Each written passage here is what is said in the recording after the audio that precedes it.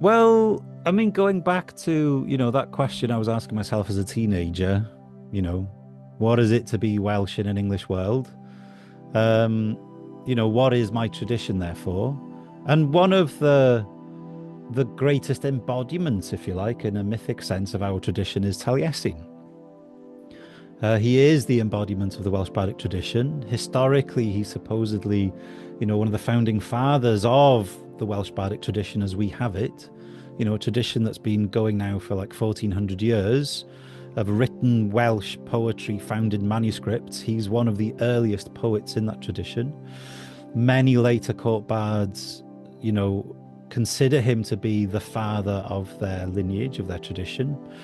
So he's kind of like an obvious character to begin with, an obvious figure to go to ask these questions, metaphorically, if you like. And if you're serious about understanding Welsh mythology, and whatever the Welsh tradition is in its full sense, then you kind of have to, you can't avoid Taliesin. He's in the middle of it all.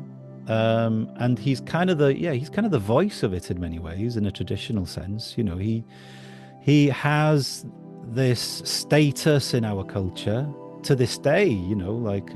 If you go and study the history of Welsh poetry, you begin with Taliesin. If you want to understand what the Welsh bardic tradition is about, you have to begin with the historical Taliesin. So he's at the heart of it all. Very early on, I was exposed to his story, the tale of Taliesin.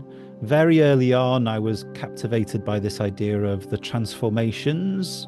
So some people might know what I'm talking about there. In the legendary Taliesin poetry, we get these I am sections. I've been a star, I've been a book, I've been, the light of a lantern for a year and a half, I've been a path, I've been an eagle. These I have been passages. I remember writing poetry under that influence, when I was very, very young, maybe 12, 13, 14, something like that. Wow.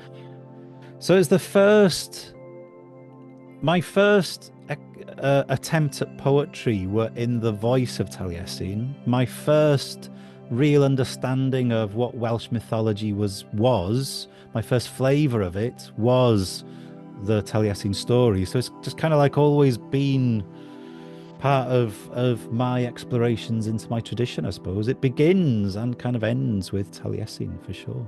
Hmm.